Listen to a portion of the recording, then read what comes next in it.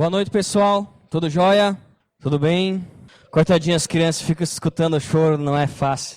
Mas saibam os pais, quando um filho sofre... Nós vamos falar um pouco sobre filho, sobre criança, sobre tamanho, sobre altura. A gente vai conversar um pouquinho hoje. A gente vai falar um pouco sobre isso. Sobre crescimento, sobre ser criança, sobre ser adulto, sobre uma linha de maturidade. Acho que vocês passaram e deram até uma olhadinha lá que tem algo novo, né? A gente vai estar falando sobre isso, sobre esse crescimento. Então, é um pouco sobre isso que nós vamos estar estudando hoje. Mas, antes de começar a falar sobre, propriamente dito assim, a essa maturidade, sobre a linha de maturidade, a maturidade de um cristão, eu gostaria de chamar o Jairo para cá, porque depois de todo esse tempo que a gente tem conversado sobre essa direção, essa visão que nós como igreja, a gente quer caminhar juntos até lá, nós decidimos, posso subir? A gente decidiu então também passar tudo isso de uma forma mais clara, até mesmo no logotipo da aliança. Para que quem fosse olhar o próprio nome da aliança bíblica já pudesse entender tudo isso aqui, de uma forma rápida. Como foi o Jairo? Na verdade não foi o Jairo. Só foi só a ferramenta para usar no computador, né? No Paint. Mas Deus usou o Jairo para fazer isso, então eu gostaria que ele explicasse isso para vocês, que vocês estivessem entendendo, então, essa nova identidade visual, esse novo nome, esse novo jeito de escrever o nome da aliança bíblica. Então tá, boa noite, eu sou o Jairo, para quem não me conhece, e eu vou estar, realmente, como o Michel me incumbiu, de explicar um pouco desse projeto que a gente foi trabalhado durante esse tempo aí, foi um bom tempo, né, Michel? E realmente, quando o Michel estava escrevendo e realmente redesenhando a nova... Dá uma pausa aí um pouco, Diego. E redesenhando a nova... Volta um pouquinho. Quando ele estava escrevendo a nova visão, ele sempre ia me passando mais ou menos o que... E eu fui trabalhando junto com ele. E então eu fiquei mais responsável de trabalhar realmente, transmitir isso de uma forma bem visual, para que isso fosse entendido por todos, né? E a primeira questão que realmente, então, como o Michel foi explicado durante os vários estudos, que a gente chegou, o primeiro resumo foi de que a gente conseguia resumir a visão da aliança na primeira frase e realmente nos quatro símbolos que resumiam os tripés. Então, quando a gente... Pode voltar um pouco? Eu vou dizendo para te continuar. Deixa no nome aí. Então, o primeiro desafio foi quando realmente... Eu olhei isso assim, quando realmente a gente conseguiu resumir essas quatro setas, eu disse assim, isso precisa estar de alguma forma aliado ao novo logo, aliado à nova identidade visual, e realmente aonde que está isso, né? Então, quando eu estava realmente numa noite trabalhando, veio a inspiração, quando eu estava olhando o nome da Aliança Bíblica, foi a primeira questão que eu analisei, eu disse assim, o próprio nome tem 4 As. E realmente o A, quando comecei a trabalhar, realmente tirando o tracinho, ele fica realmente significado uma flecha, né? Então, quando realmente isso foi o primeiro trabalho, para aí um pouco. E então as próprias setas estão no próprio nome. Então, os 4 As significam... Eles estão todos aqui, realmente estilizados, depois que a gente trabalhou. Pode dar uma continuada. Então, quando a gente exemplificou como eles foi girando. E ali, no caso, foi realmente um redesenho, porque, de certa forma, ele precisava ficar uma seta mais agradável esteticamente, né?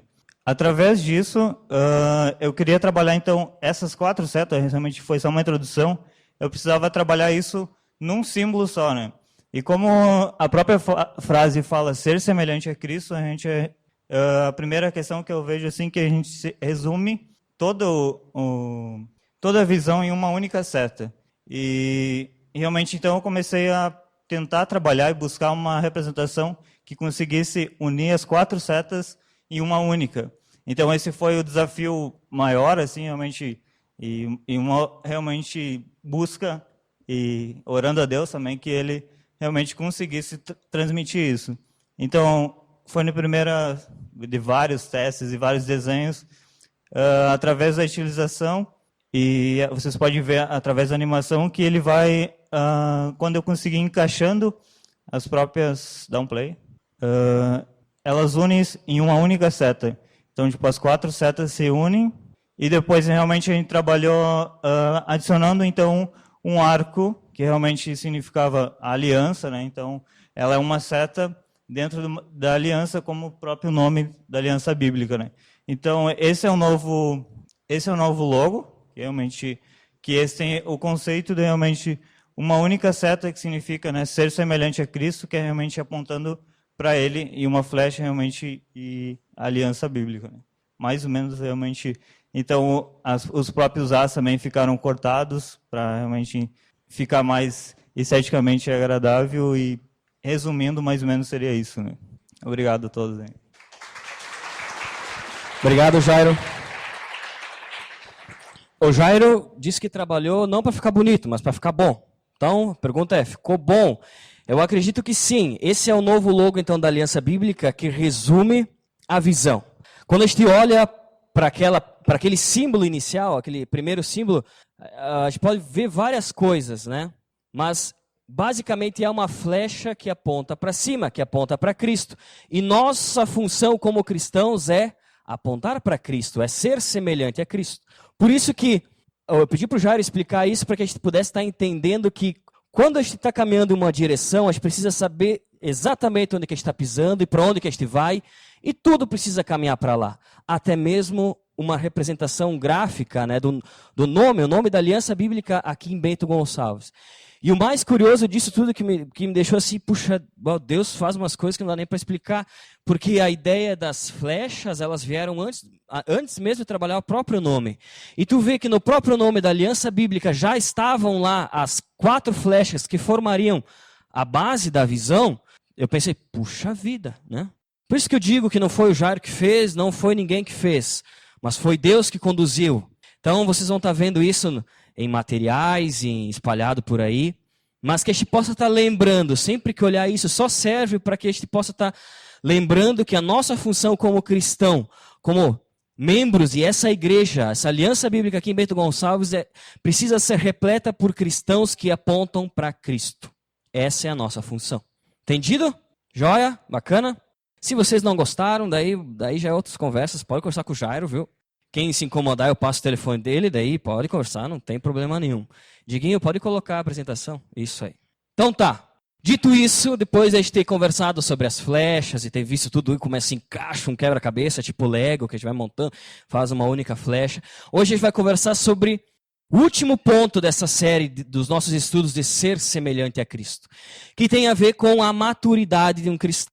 Não sei se vocês repararam, que nem eu comentei antes, podem girar o pescocinho para lá. Lá tem um pequeno mapa. Puxa, Michel, aquilo ali aponta para onde? Para Garibaldi? Não, não aponta para Garibaldi. Mas, de certa forma, são alguns passos que nós, como cristãos, a gente pode estar dando. São algumas ferramentas, na verdade, que aqui na Aliança Bíblica nós acreditamos que podem estar auxiliando a todos a serem mais semelhantes a Cristo. Podem auxiliar o nosso caminhar, nos dar uma direção, né? Então, sobre aquilo ali que a gente vai estar conversando hoje. Só que eu sei que daqui a pouco tem alguém que não teve nos últimos estudos. Aliás, quem participou pelo menos dos últimos 3 estudos? Já foram 4? 3. Estiveram em 3 aqui. Bastante gente. Então, se tem alguma dúvida, pergunta aí para a pessoa que está com a mão levantada. Mas, recapitulando. No primeiro estudo, na ceia, dia 1º de março, nós vimos que o principal objetivo de um cristão é ser semelhante a Cristo, que esse precisa ser o nosso objetivo. Tudo aquilo que a gente fizer como cristão precisa ser para aprender e ensinar outros a serem semelhantes a Cristo, e eu preciso aprender e viver como Cristo vivia. Basicamente isso. Nosso papel como cristão, a essência é apontar para Cristo, é ser semelhante a Cristo. Esse foi o primeiro estudo. Depois a gente começou iniciando as flechinhas. A primeira flechinha, ela representa o ensino. Então, tudo aquilo que eu for aprender ou ensinar precisa apontar para Cristo, para cima, né?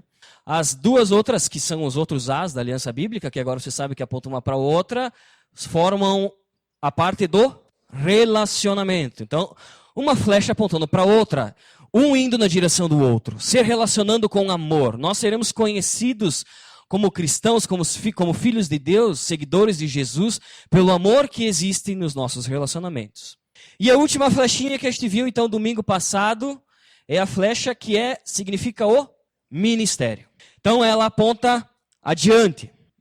O ministério é aquilo que eu preciso ir, continuar, ir adiante, ir e fazer discípulos de Cristo, continuar, né? Levar aquilo que eu aprendi. Então, nesse momento a gente resume um pouco da nossa direção, dos nossos objetivos como cristão, nessa ilustração, nessas flechas, na frase. Basicamente, eu diria que é um pequeno resumo do nosso papel como cristão. Mas aí, dito isso, se a gente chegar até essa última flecha, a gente se pergunta assim, tá, mas e agora? Qual é o próximo passo? O que eu tenho que fazer? Qual que é o próximo passo? Muito legal, muito curioso, mas será que eu já estou vivendo isso? Será que isso já faz parte da minha vida? O que eu tenho que mudar para mim ficar como Cristo era? Ser ainda mais parecido com Cristo? Então, algumas perguntas que você vai estar resolvendo e conversando hoje é assim, estou caminhando rumo à semelhança em Cristo? Será que vocês, que já são cristãos há bastante tempo, ou ainda não são cristãos, ou são cristãos há pouco tempo, será que vocês têm caminhado rumo à semelhança em Cristo? Num caminho que leva à semelhança de Cristo? Se eu já estou nesse caminho ali, qual é o próximo passo que eu posso dar para cada dia ficar mais parecido com Jesus? Qual que é o próximo passo? Será que eu sou um cristão maduro ou sou ainda verde? Brincadeira à parte. Sou um cristão maduro, mas o que é ser maduro, né? E como é que eu posso ajudar outros cristãos a crescerem espiritualmente, ajudar os outros a serem semelhantes a Cristo? Basicamente, então, a gente vai estar conversando sobre isso, sobre a questão da maturidade. E daí, quando a gente fala sobre maturidade, a gente se pergunta, o que é maturidade? O que significa maturidade? O dicionário, ele nos ensina que maturidade é o desenvolvimento do ser a um estágio pleno em concordância de suas diversas características.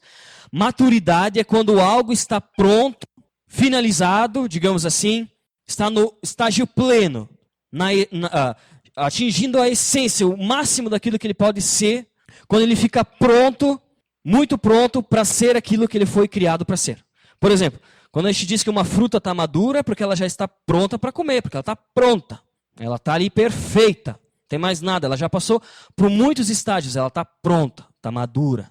Maturidade para um ser humano também é algo assim, é quando a gente atinge ninguém é perfeito, mas maturidade é quando a gente vai atingindo um estágio pleno em concordância das nossas funções. Por exemplo, eu sou um profissional maduro no meu trabalho, na minha empresa, quando eu já estou apto, quando eu sou capaz de me virar sozinho, de fazer perfeitamente aquilo que me foi entregue para fazer.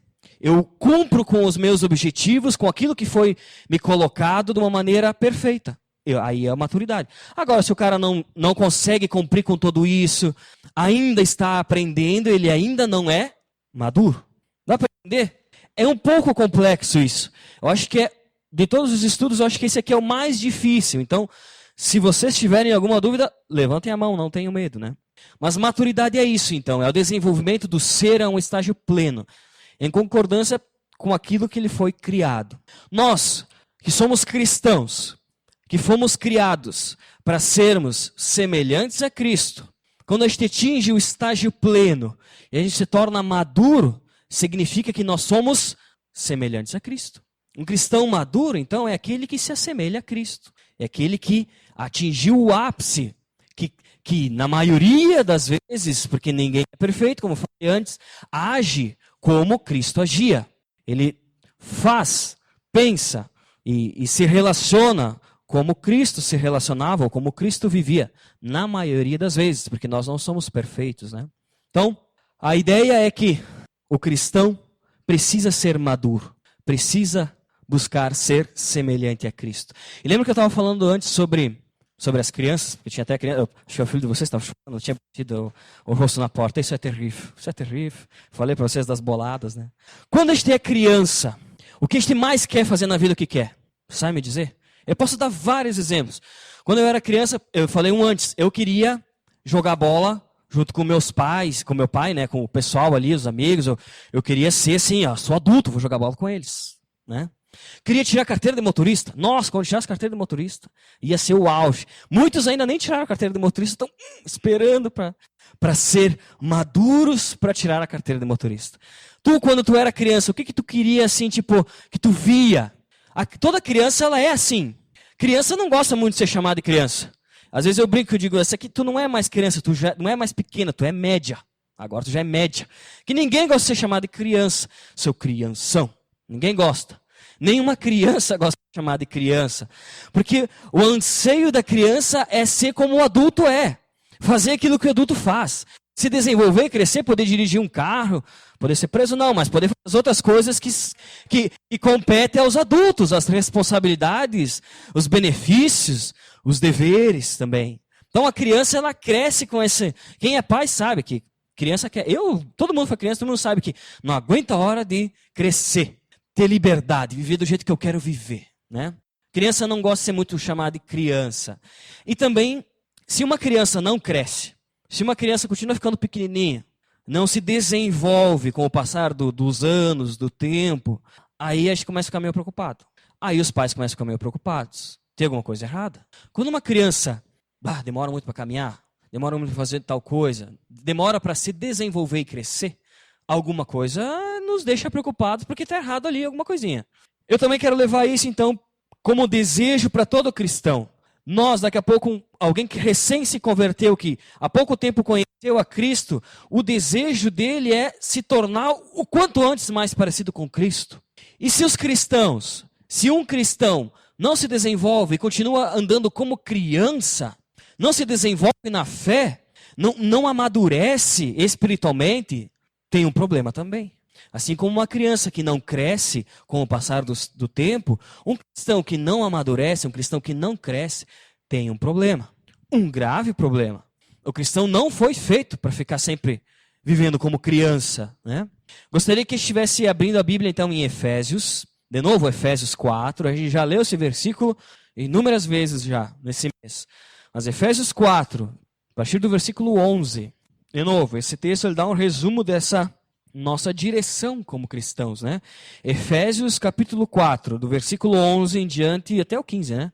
Ele diz assim: E ele designou alguns para apóstolos, outros para profetas, outros para evangelistas e outros para pastores e mestres, com o fim de preparar os santos para a obra do ministério, para que o corpo de Cristo seja edificado, até que todos alcancemos a unidade da fé e do conhecimento do Filho de Deus e cheguemos à maturidade atingindo a medida da plenitude de Cristo.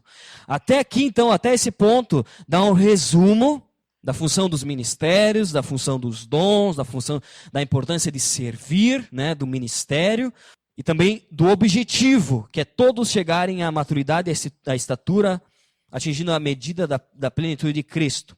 Depois daquele ponto, então, seguindo, é assim, ó. O propósito é que não sejamos mais como crianças. Não sejamos mais como crianças. Levados de um lado para o outro pelas ondas. Nem jogados para cá e para lá, por todo o vento de doutrina e pela astúcia e esperteza de homens que induzem ao erro. Antes, seguindo a verdade em amor, cresçamos em tudo naquele que é a cabeça, Cristo. Primeiro, a gente precisa entender que o nosso crescimento precisa refletir a imagem de Cristo. Nós devemos crescer e se tornar, então, semelhantes a Cristo. Mas também a Bíblia nos fala que nós não devemos ser mais como crianças. Não devemos mais agir como crianças.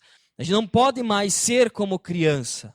Pelo contrário, o texto ele fala de uma maneira bem clara que o desejo de Deus para todos os cristãos está escrito ali, ó, até que todos alcancemos a unidade da fé e do conhecimento do Filho de Deus e cheguemos à maturidade, atingindo a medida da plenitude de Cristo. Até que todos cheguem. Não é até que o Michel chegue, não é até que o fulano chegue, o ciclano, é até que todos cheguem. Deus deseja a maturidade e o crescimento de todos. Então, se tu não tem visto crescimento na tua vida, tem um problema.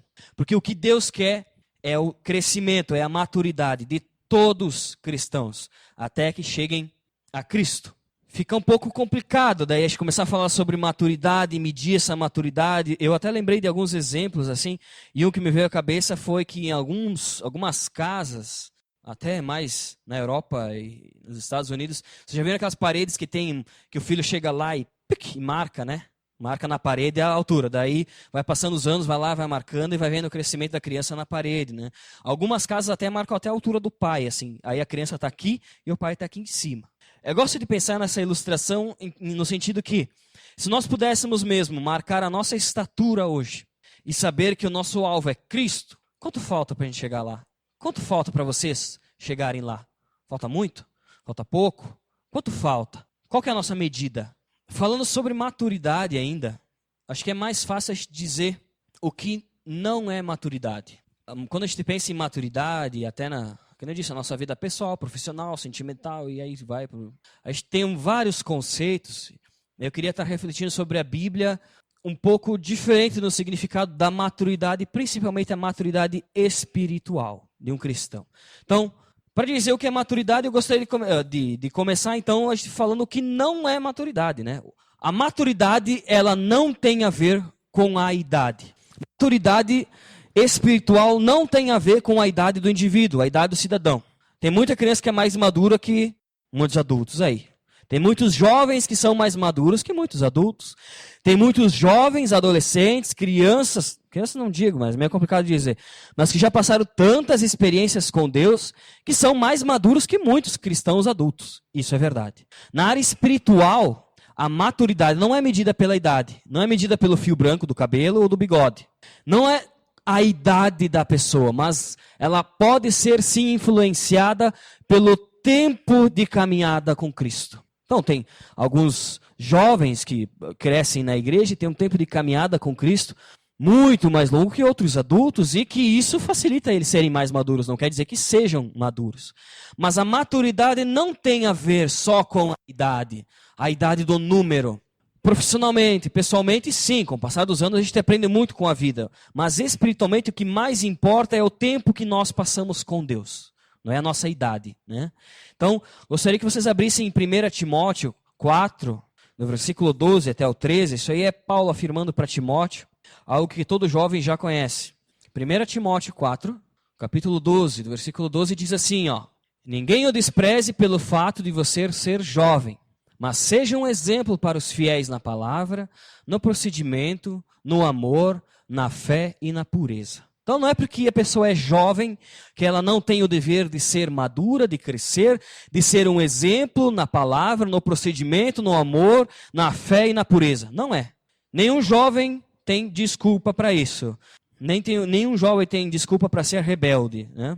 Perante a Bíblia nós somos livres para obedecer a Cristo e nada mais. Então não existe essa questão. Um jovem sim, precisa ser um exemplo. Precisa crescer também. E um outro caso que a Bíblia se refere, está lá no livro de Jó, no Antigo Testamento. Jó capítulo 32. Vamos lá para o Antigo Testamento. A Bíblia cita esse caso que o jovem Eliú, ele se irou contra a presunção dos amigos de Jó e contra até mesmo o próprio Jó. Jó estava buscando ser mais justo até que o próprio Deus, né? E isso a gente pode estar lendo ali nos capítulos anteriores, e daí ele foi lá desabafar para o Jó, foi falar. E ele era um cara mais jovem, e no meio dos amigos e tal, olha só o que ele disse, ó, Jó 32, do versículo 7 até o 9. Os que têm idade é que devem falar, pensava eu. Os anos avançados é que devem ensinar sabedoria. Mas é o Espírito dentro do homem que lhe dá entendimento, o sopro do Todo-Poderoso. Não são só os mais velhos os sábios, não são só os de idade que entendem o que é certo. A realidade é essa, não é a idade que representa a maturidade de alguém. Não é porque alguém é muito velho, de idade, que ele é maduro. Não, nessa questão espiritual não é assim. Portanto, a maturidade espiritual não tem a ver com a idade de uma pessoa, mas sim com o tempo de caminhada que um cristão tem com Deus e todas as experiências vividas com Cristo. Segundo ponto, o que a maturidade não é? A maturidade ela não tem a ver com a aparência. A maturidade, eu coloquei a palavra aparência, mas ela não pode ser medida pela aparência física, pela estatura de alguém. Também ela não pode ser medida pelo status de alguém. Não pode ser medida pelos bens materiais que alguém tem. Não pode ser medida até pela posição social que alguém tem. A maturidade espiritual não é medida por isso. A Dilma, sempre cito o nome da Dilma, né? Talvez não seja madura como muitos aqui, espiritualmente. Então, não é o status, não é a aparência, não é o que está a casca. A casca não importa. E a gente vê isso em 1 Samuel, capítulo 16, versículo 7. Porque ali está começando a história do rei Davi. E o profeta Samuel, então, até ele foi meio que enganado um pouco por essa questão da aparência. Ele foi se encontrar com os filhos de Jessé para ungir o novo rei que ficaria no lugar de Saul. E quando ele chegou lá, ele acreditou que ele estava na frente do, como é que era o nome? Do Eliabe. E viu aquele cara forte, coisa e tal, e disse, estou na frente do rei, do futuro rei. Mas não é bem assim, ó. 1 Samuel 16, versículo 7, olha só o que Deus disse para Samuel, profeta. O Senhor, contudo, disse a Samuel, não considere a sua aparência, nem sua altura, pois eu o rejeitei. O Senhor não vê como o homem vê a aparência, mas o Senhor vê o coração. Então, os nossos olhos muitas vezes podem olhar para alguém e pensar que aquela pessoa é madura, que aquela pessoa está em algum ponto espiritual mais elevado que o nosso, mas nada disso. O que Deus vê é o coração e não é o que está por fora. O profeta Isaías, também no Antigo Testamento, vamos lá para Isaías 53, versículo 2. Ele começa, então, é uma profecia falando sobre Jesus, o Messias que haveria de vir. E ele diz que, olha só o que diz sobre Jesus, é incrível isso, olha. Isaías 53, versículo 2, diz assim, ó. E ele cresceu diante dele como um broto tenro, e como uma raiz saída de uma terra seca. Ele não tinha qualquer beleza ou majestade que nos atraísse. Nada em sua aparência para que o desejássemos. E depois ele continua falando mais sobre o que Cristo sofreu. Começa narrando o sacrifício de Cristo lá na cruz, né? Jesus, o Messias, não tinha beleza alguma, não tinha majestade alguma, não tinha nada na aparência dele que pudesse nos atrair. Aparência não quer dizer maturidade, status não quer dizer maturidade, posição social não quer dizer maturidade. E olha só o que o próprio Jesus então disse. Agora, gente, nós estamos falando da Bíblia, não se apavorem. Novo Testamento, Mateus capítulo 23. Mateus capítulo 23, do versículo 27 até o 28, o próprio Jesus diz assim, ó. Ai de vocês, mestres da lei e fariseus, hipócritas. Vocês são como sepulcros caídos, bonitos por fora, mas por dentro estão cheios de ossos e de todo tipo de imundície. Assim são vocês.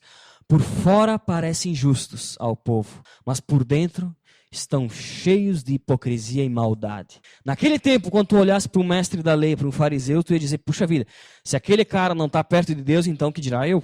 Mas olha só o que Jesus fala para aquele tipo de gente. A verdade é que a maturidade ela não pode ser julgada pelo que aparentamos, mas sim pelo que existe no nosso coração. A maturidade jamais vai ser medida pela aparência, pelos bens, pelo status de alguma pessoa, até mesmo status religioso. Ah, porque ele é líder de célula, ele é mais maduro, porque... Não. A maturidade, ela é julgada por Deus por aquilo que está no nosso coração. Não é aquilo que se pode ver, mas é aquilo que não se vê. Sabe por quê? Porque nós cristãos, a gente aprende algumas malandragens. A gente aprende a falar a língua evangeliquez, né, o jeito cristão de falar.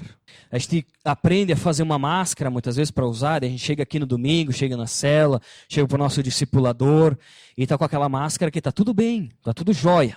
Na verdade, não está jóia. Na verdade, a nossa vida não é assim. Aquilo que está por fora da nossa casca não representa o que está dentro do nosso coração. Por dentro, muitas vezes, nós estamos cheios de hipocrisia e maldade. Por dentro, muitas vezes, nós estamos cheios de ossos e de todo tipo de imundície. Por isso que o que está por fora não pode ser medido como maturidade. Não pode. A maturidade também não tem a ver com conhecimento. E aqui é meio complicado, mas nós vamos entender um pouco melhor sobre isso. Gostaria que vocês estivessem abrindo então a Bíblia em Tiago 1, 22 até o 25. Tiago capítulo 1, do versículo 22 até o 25, diz assim, ó. Sejam praticantes da palavra e não apenas ouvintes. Dá para parar por aqui. Mas ele continua batendo em nós. Enganando-se a si mesmos. Aquele que ouve a palavra, mas não a põe em prática, é semelhante a um homem que olha sua face num espelho e depois de olhar para si mesmo, sai e logo esquece a sua aparência. Mas o homem que observa atentamente a lei perfeita que traz a liberdade e a persevera na prática dessa lei, não esquecendo o que ouviu, mas praticando-o, será feliz naquilo que fizer. Quando eu digo que a maturidade ela não tem nada a ver com o conhecimento, porque não é o conhecimento que traz, não é só o conhecimento que traz maturidade. Deus pede que a gente não seja somente ouvintes da palavra dele, mas que nós sejamos praticantes da palavra dele. A maturidade ela vem quando a gente pratica a palavra de Deus, aquilo que a gente ouve. Quando a gente ouve a palavra e coloca ela na nossa vida. Isso é maturidade. Agora, conhecer, ouvir e não praticar, não viver, não adianta nada. É que nem o texto nos diz, é que nem esquecer a nossa própria fisionomia. Não saber mais nem quem a gente é. Então, claro que a gente deve estudar a Bíblia. Claro que sim. Olha só, devemos sim estudar e conhecer a palavra de Deus. E esse é um dos fundamentos até da nossa direção como cristãos. O ensino, aprender sobre a palavra de Deus. A gente deve aprender, meditar, buscar o significado correto da palavra de Deus. Mas o cristão maduro, mais do que conhecer a Bíblia, ele deve viver a Bíblia. Ele deve viver a palavra de Deus. Mais do que conhecer. É muito bonito recitar versículo. Mais bonito ainda quando a gente vive os versículos, né? Um cristão maduro precisa viver a palavra de Deus. Então, feito esse resumo do que não é maturidade, a maturidade cristã é mais ou menos assim, ó. Já que a maturidade é o desenvolvimento, então, do ser a um estágio pleno em suas características, podemos afirmar que um cristão maduro é aquele que se assemelha a Cristo, aquele que abandona o seu próprio eu, para correr em direção ao alvo, que é Cristo, que abandona as coisas de criança e que se nutre com o alimento sólido da palavra de Deus. O cristão maduro não é aquele que, talvez quando eu coloquei a palavra que abandona o seu próprio eu, abandona, não é que a gente vai vender amanhã tudo que a gente tem e coisa e tal, não é isso, mas é que a nossa prioridade, a prioridade de um cristão maduro é Cristo, é Deus. É ser semelhante a Cristo. É agir como Cristo agia. O resto, todo o resto, é resto e vem depois.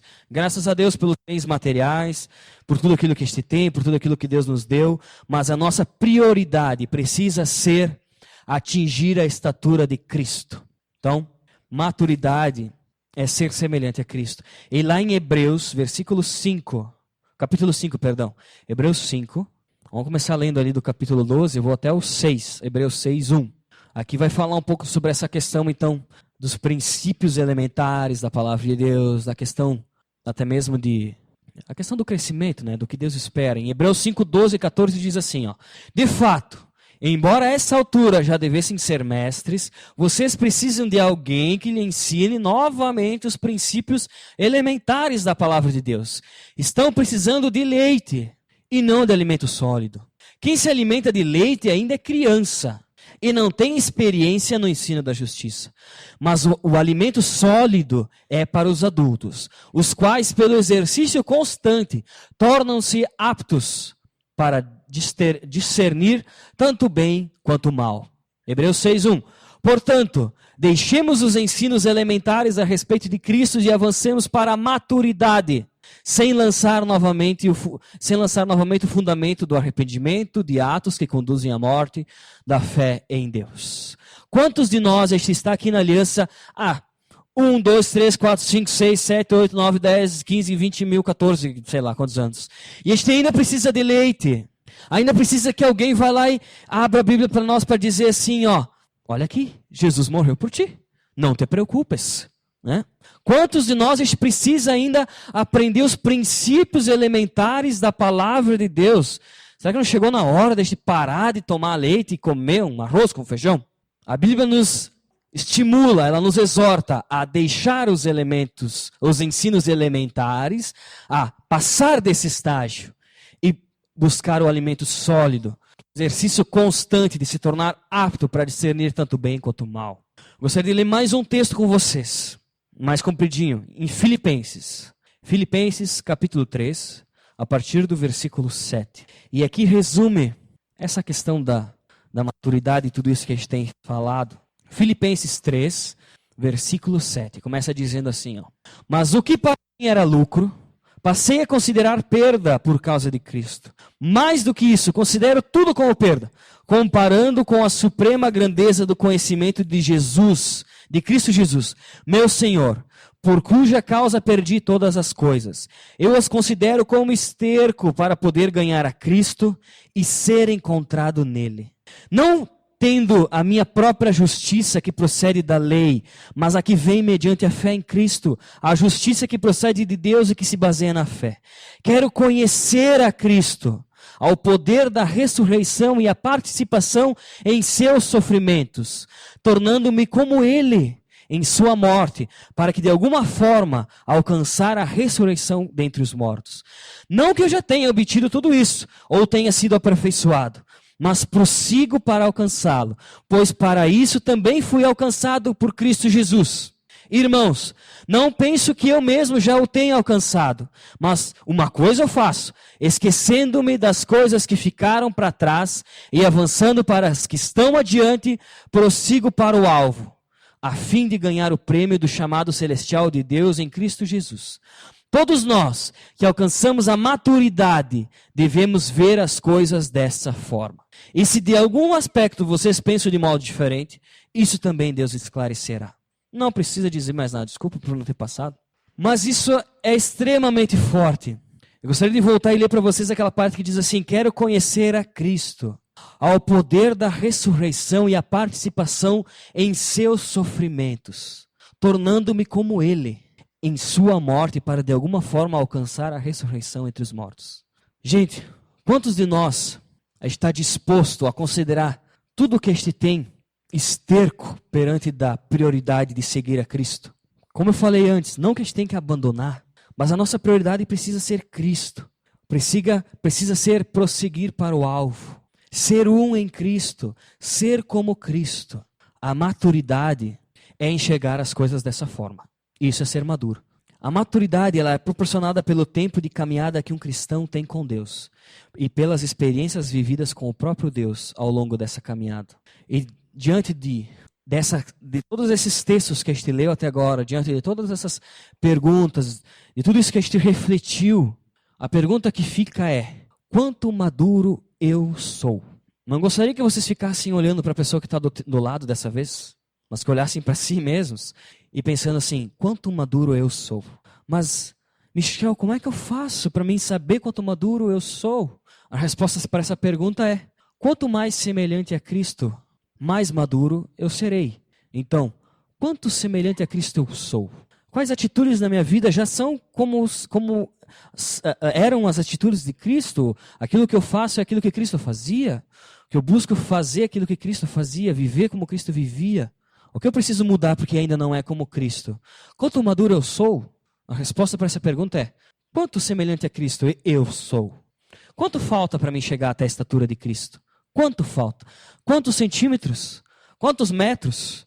Quantos quilômetros?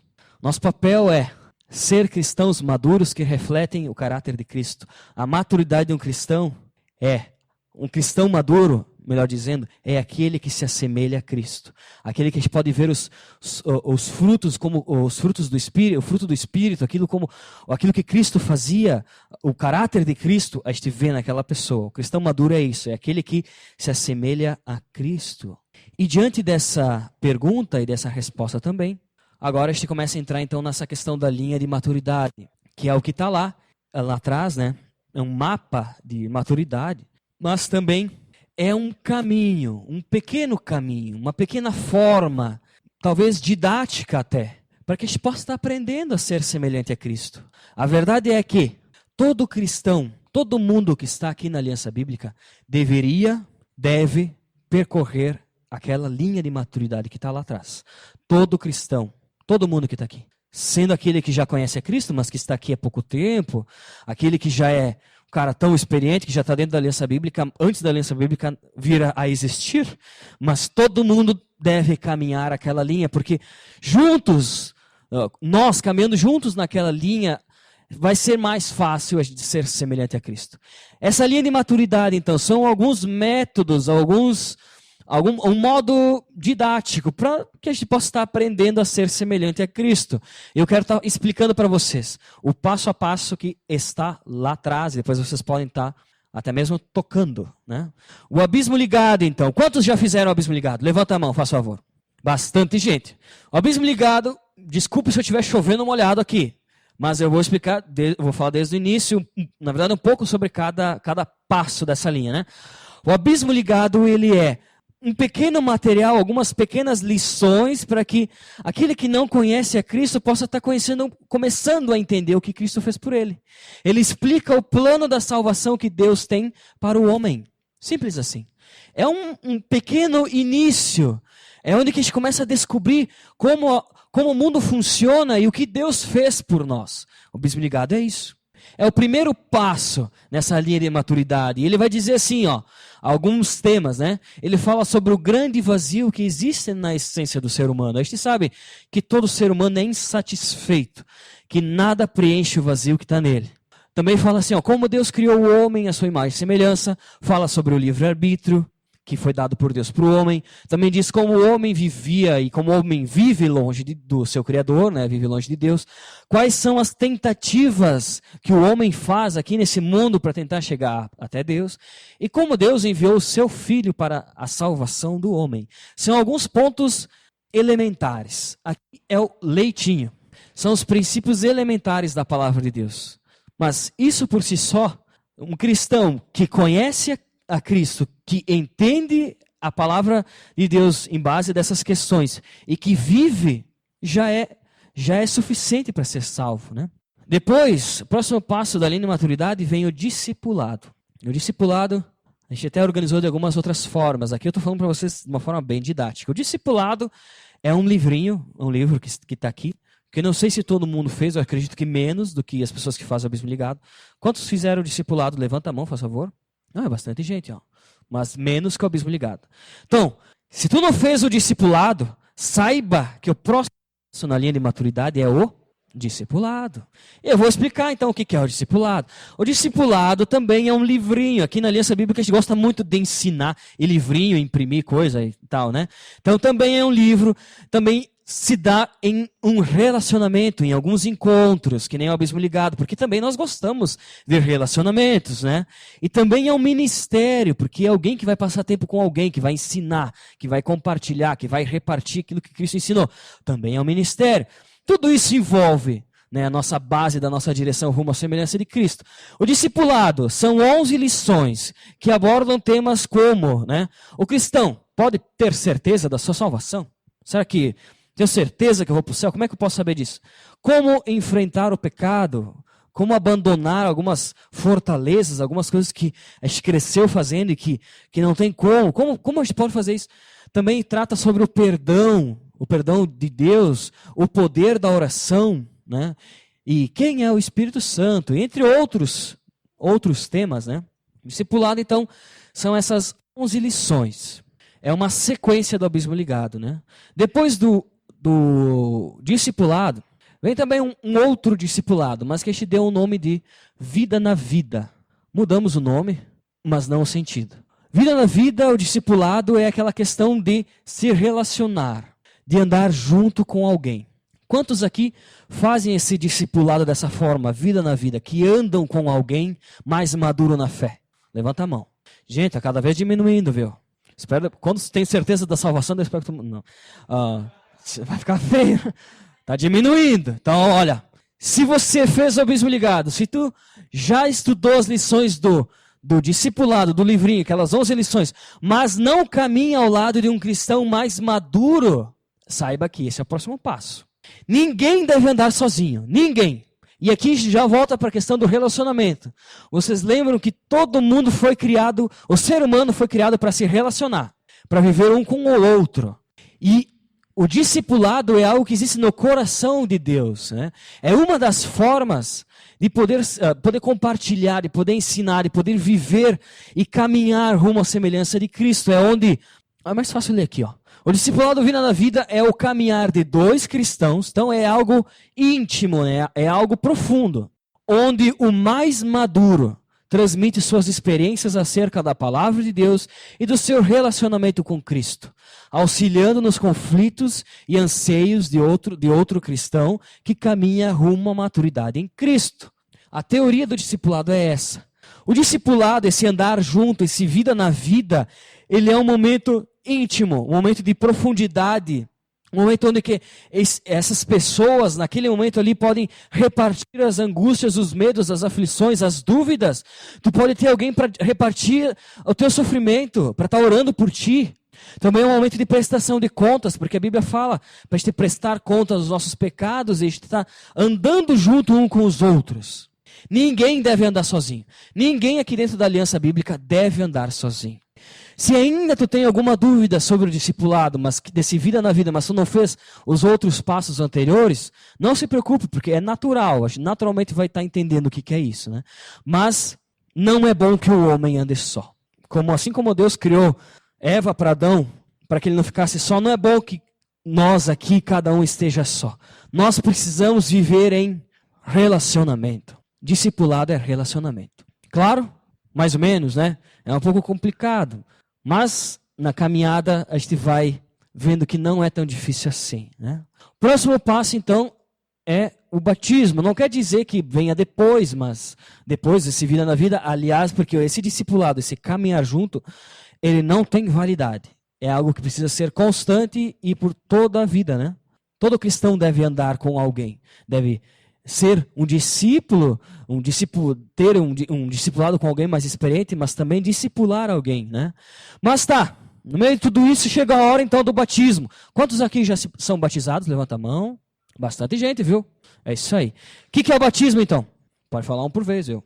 O batismo, ele não é sobrenatural. Não é quando a gente é afogado pelo Predebon na água ali que... Não. Coitado do Predebon. Batismo não. O batismo ele não é sobrenatural. A gente não vai acontecer assim, tipo, nossa, vamos sair já. Não, o batismo ele tem como significado o nosso compromisso com Cristo e o nosso compromisso perante o corpo de Cristo. É o momento que a gente chega e diz assim, olha só, eu reconheço o que Cristo fez na minha vida. Deus me transformou e eu quero viver por Cristo. Eu quero ser semelhante a Cristo. Eu tenho esse compromisso comigo. Eu reconheço que preciso de Cristo. E é nesse momento então que a gente é batizado. É algo que a gente faz consciente, por querer saber, a gente tem esse desejo, a gente entende e quer ser como Cristo era. A gente quer viver no corpo de Cristo, né? Batismo é isso aí. A gente não vai sair voando. Ele não é algo mítico ou sobrenatural, mas sim representa a atitude do cristão de abandonar a velha vida e renascer em Cristo. Todo cristão deve se batizar, deve assumir seu compromisso com Deus perante a igreja. E depois que alguém se batiza, pelo menos aqui dentro na aliança bíblica, é que alguém já é considerado até mesmo um membro do corpo assim da aliança bíblica. Vocês viram já algumas vezes, escreve o nome do livrinho da vida, não vai para o céu, quem não escreveu o livro, não se preocupe, mas escreve, se torna membro, é um compromisso. Aqui na aliança bíblica a gente preza pelo compromisso do cristão com Deus, mas também com o próximo, com o corpo de Cristo. O batismo é isso, né? E o último passo, então, na linha de maturidade é ministério. É aquilo que a gente falou semana passada, que não precisa nem ficar falando tanto. Porque ministério, como a gente viu, é servir a Deus e servir ao próximo com os dons e talentos que Deus nos deu. Simples assim. Todo cristão deve servir. Todo cristão deve se empenhar na obra de Cristo. Todo cristão. Então, quando a pessoa chega no final dessa linha, que já passou pelo abismo, pelo discipulado, anda junto com alguém, já se batizou, já está mais do que na hora de servir a Deus, de servir ao próximo, com tudo aquilo que Deus deu para aquela pessoa, com os dons, com os talentos, com a sabedoria, com a maturidade. O ministério é isso, é servir. Então, chegamos no final da nossa linha de maturidade. Só que daí, será que esse é o fim da linha? E eu acredito que esse não é o fim da linha, sabe por quê? Olha aqui está a linha, né, de maturidade, do abismo, discipulado, vida na vida, batismo, ministério. Depois que a gente chega aqui no último, sabe o que acontece? Está apenas começando. Porque um cristão maduro é aquele que chega até o final, mas que consegue levar outros rumo à semelhança de Cristo. O nosso papel, então, como cristão é trilhar um caminho onde a gente aprende a palavra de Deus, a gente toma compromissos com Deus, com o corpo de Cristo, a gente serve a Deus e ao próximo, mas cristão maduro e o maior ministério é aquele onde a gente consegue levar outros à maturidade em Cristo. Então, cristão maduro também, o papel fundamental daquele que chega no final daquela linha de maturidade ali, é ser capaz, é ser apto de conduzir outras pessoas a fazerem o mesmo caminhar, o mesmo trajeto que ele andou.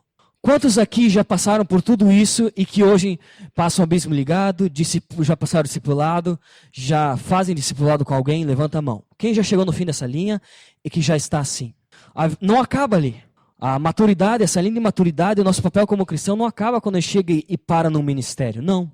A nossa vida inteira a gente vai estar servindo a Deus, servindo aos outros, conduzindo outras pessoas para passar pelo mesmo processo que nós passamos, rumo à semelhança em Cristo, rumo à maturidade em Cristo. Cristão maduro é aquele que consegue ensinar as outras pessoas a serem semelhantes a Cristo. É isso aí.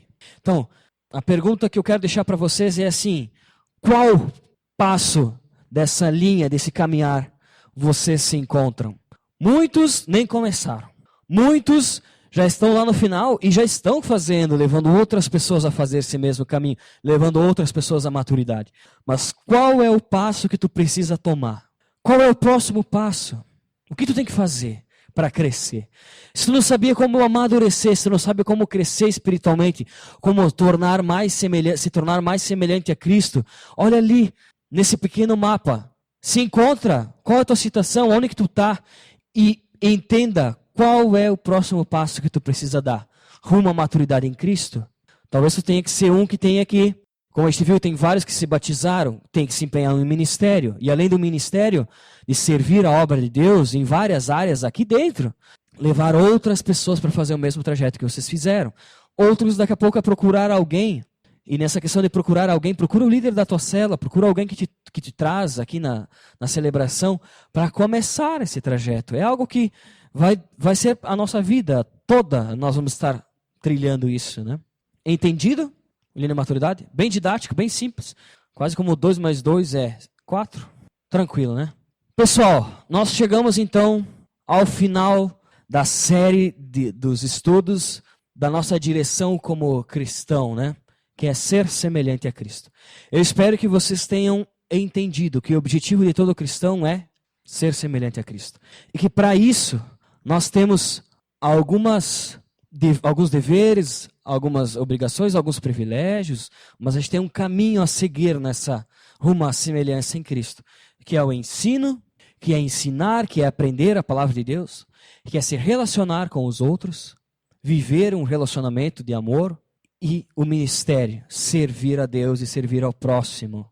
Isso sustenta a nossa direção como cristãos. E além disso, para que a gente possa ser considerado um cristão maduro, já que esse é um caminhar da vida toda, né? A gente tem alguns passos, alguns métodos que podem nos ajudar a se tornar mais semelhantes a Cristo. Mas o maior ministério de todos, o cristão maduro, que vive a semelhança de Cristo, é aquele também que é capaz de levar outros a ser como Cristo, a fazer discípulos de Cristo. Esse é o nosso papel como cristão, ser como Ele e fazer discípulos dele. Esse material, tudo isso que a gente falou, espero que vocês estejam estudando no Grupo Célula.